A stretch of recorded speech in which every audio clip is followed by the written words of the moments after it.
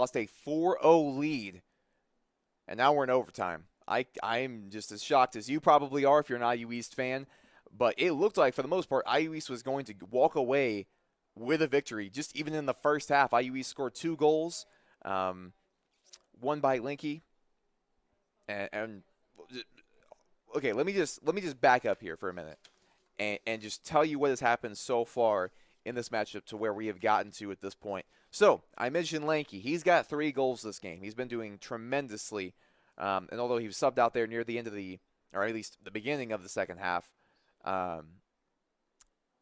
IU East scored 4 unanswered goals, and so it's just been amazing so far to see how well they had played offense in that first half going into the second half as well. But then something switched, and I'm not sure if it was the personnel out on the field. I don't know if it was the strategy. I don't know if Midway somehow drank some magical potion.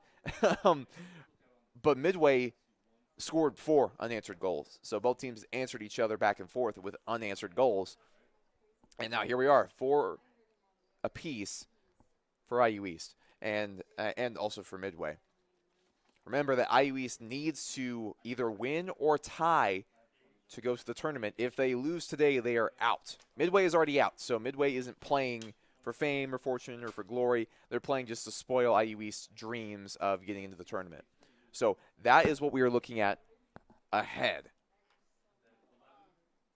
Also, just weather-wise, things are still looking beautiful out here in Eaton. It's now 68 degrees, so the temperature has been dropping ever so slowly.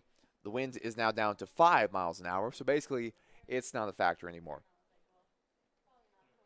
Humidity also isn't a factor. The sun is setting, and actually sunset will be at 8:07 p.m. in Eaton, Ohio. So we got a little bit more time before the sun completely goes down, but it's getting darker as time passes. And I'm sure both teams were not expecting to play overtime, but here we are. Like I mentioned, I hadn't seen too many overtime matches so far this season. So that's exciting, you know. Now, maybe not for the players, but if you're a fan, it's going to keep you on the edge of your seat. I'm going to adjust this OT sign a little bit. It's a little bit too big. A little bit of some OCD. There we go. That looks a little bit better. Both teams head back out onto the field for the first and hopefully only overtime. And I know Steve Moore is fuming on the sideline after he said, you know, hey, we don't want to play in overtime. We don't want to go through that stress. We don't want to go through that strain and worry. But here we are. IU East starts their possession. Ball goes out to Hall. And IU East, it looks like they have their starting lineup that they had in the first half.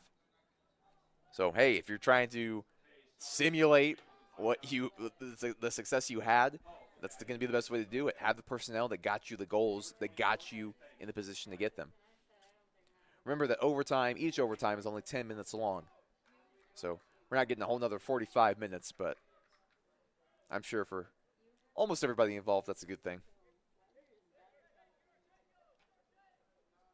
And this is really going to tire out both teams, especially going into the rest of the week. If IU East can win this or tie this, then they will have to play on Thursday. They're going to be actually going to Point Park because Point Park is the number 3 seed. So that's something to keep in mind. Throw-in goes with IU East. Nice finesse. Whistle blown, no foul called on Midway.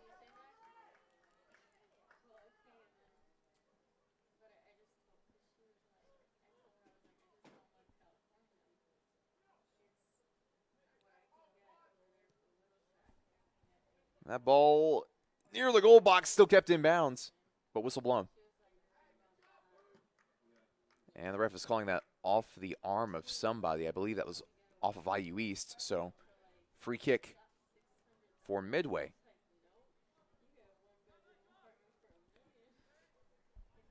So with that, Midway is now in possession. They're going to send it to the far sideline, and we are closing in on 8 minutes left to play in the first overtime. Actually, here, IU East got a throw in. Didn't see it go out of bounds, but Here we are, throw in. Popped up.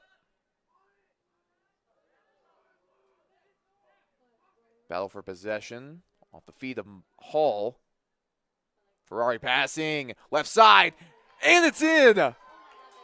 IU East won in overtime. What? 7:43 on the clock. Your final score, 5-4.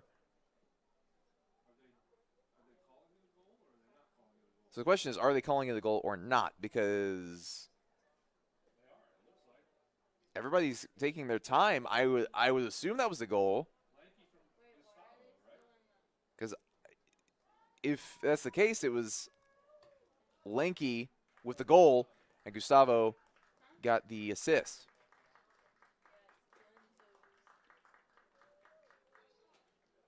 So, the game's over? Yeah. Yeah, right? Yeah. Yeah, the game's over. Your final score is 5-4 IU East. And wow, that game should not have been as stressful as it was. But great job by Midway. They gave a game to IU East, although it didn't look like that in the first half as well as the beginning of the second half. But great job by Midway. And speaking of them, we'll go over just their ending record for the year. They ended the year 1-10-1, 0-7-1 in conference. Meanwhile, IU East improved to 4-7 overall, 4-4 in conference. But it doesn't matter. IU East is now guaranteed a spot coming up here in the conference tournament. They'll be playing number 3 seeded Point Park at Point Park on Thursday. So I'm sure you'll be able to tune into that on the respective portals. Also, you can go to iue.edu if you'd like to watch that and you're an IU East fan. But also remember, coming up tomorrow, the IU East women's team will face their opponent coming up here in the semifinals of the women's conference tournament. So that'll be exciting. I will be there broadcasting. It won't be necessarily through the IU East portal, so unfortunately I can't be biased like I usually like to be. But we will be streaming that. I will be there at Wright State University with a couple other people, and we will be streaming that here at iue.edu. So check out for that as well. And then for the women, if they can win and some other things happen, we're going to know beforehand. But if things happen like they may, the women's team might be playing on Saturday at home here at Eaton High School. So keep an eye out for that. Also, volleyball will be playing on Saturday. Tennis and golf are doing their thing. And overall, great job by the men's team. We've been following them all season, and it's great to see that they could capitalize on Senior Day, a 4-time rescheduled Senior Day, with a win in overtime, nonetheless. So with that, please remember to pick up all trash, personal belongings, kids, and or spouses as you leave both the stream and, well, I guess if you are watching it in the stands.